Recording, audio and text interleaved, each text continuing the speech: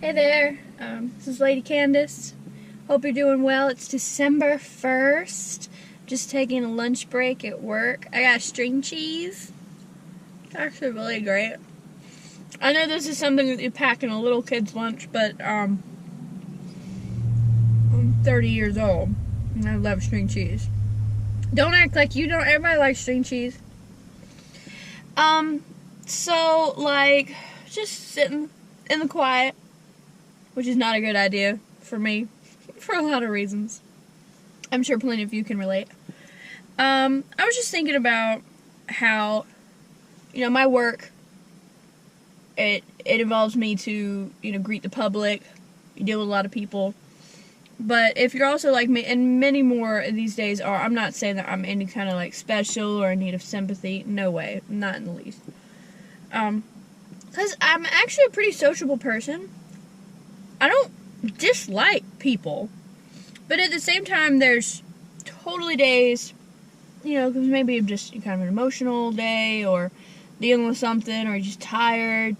And I don't always have the energy or the want to be in front of people. But my job requires me to. Actually, everything in my life requires me to. This job that I have just happens to pay me for it. Well, it's part of, what I get paid to do, talk to people. And I was just kind of thinking about some of my family members. If you gotta pause the video and go get you some string cheese too, totally do it. I won't fault you for that. But I have some family members that deal with agoraphobia, and that's what they used to call social anxiety. But it's the type that it's so, it's so strong. It literally comes from a Latin word that means fear of the marketplace, or essentially fear of the people that you will encounter in the marketplace. And it's not just individuals, it's just people in general. At least that's what I heard years ago. If I'm wrong, tell me in the comments, no worries.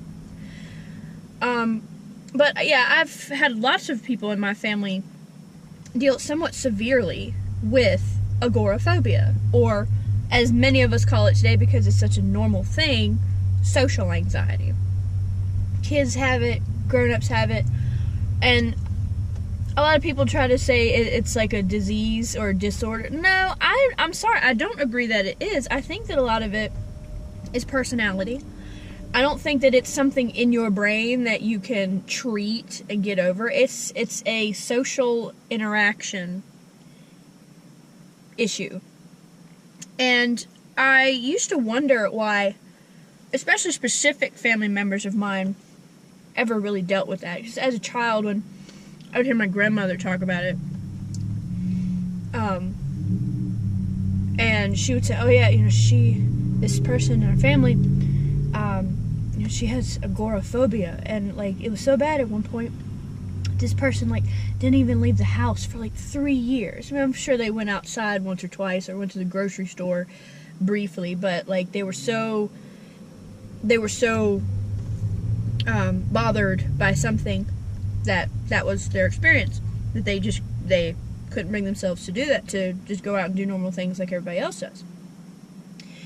And this was after like some kind of a trauma that they had faced. I think this person had been divorced or a relationship breakup of some kind. I can't remember. It was so long ago. And it's not something that you bring up all the time. So, it's not an easy thing to talk about. Any kind of social anxiety, or what they even consider mental illness, is easy to talk about these days. Even though everybody has it. Almost everybody does. And that's another subject as to why everybody does.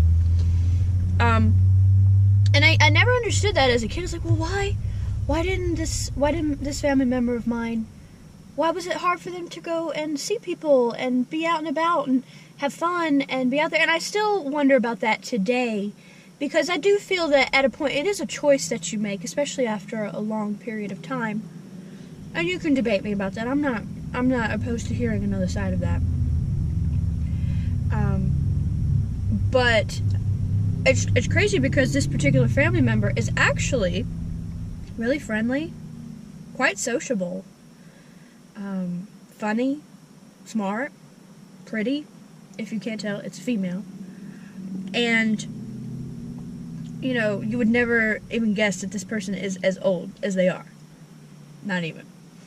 Not that they're old, but, you know, they're a lot older than they look. It's very youthful and vibrant and full of life. And I have found in my experience, and it's not always the case, but folks that deal with social anxiety like that are usually the ones that have no reason to, in the sense that they're the ones that everybody else kind of wants to be like. But these are also the people that their personality and their mindset leaves them open to being burned by other people that aren't kind or considerate or whatever, and therefore just totally shuts them down, keeps them away from the world. And being a person that right now, case in point, my face is in front of you. I'm speaking to you, whoever is listening and watching. And it's a part of my everyday life, not just because of vlogging, but because of work, church, music, whatever. I'm required to be a sociable person. And I am a sociable person. I love it. I love meeting new people. I love making new friends. It's great. But there, of course, are times that it's a struggle for me to even just say, yes, I will go be in front of people for whatever reason. You'll find that a lot of artistic types deal with that. A lot of even extroverts, a lot of sociable people deal with that on a daily basis. It is sometimes linked with depression, anxiety, general anxiety. Sometimes it's not. Sometimes it's just a thing. But I think about it now because it comes back to my mind all the time, and I'm starting to understand. It's like, I get it. I see why this person or anyone else in that same situation might totally shut themselves off for a little while. The 3 years is a little extensive, more than a few days, and you need to address that issue. It's not saying that you got to feel bad about that or that you got a problem, but you need to address that issue. Like, okay, why is this holding you back? Why is this stopping you from living your life and doing the things that you enjoy? Why are you allowing this feeling that you have? And it's a very real and difficult thing to overcome. It's not something that you easily overcome. You will deal with it for the rest of your life, most likely. But you can overcome it. At least sometimes. At least half the time. So, I don't know. I don't really have a definitive thing to say about it. But it's just a thought. That yes, you hear people, you see people, you absorb. You're picking up what they're putting down. And that's exhausting. And that alone can sometimes just totally shut you off from just being around people. And I'm dealing with that some. I hate that. I don't enjoy that. But you get through it and you deal with it. You do what you gotta do. But really, that's all I gotta say about that. Alright.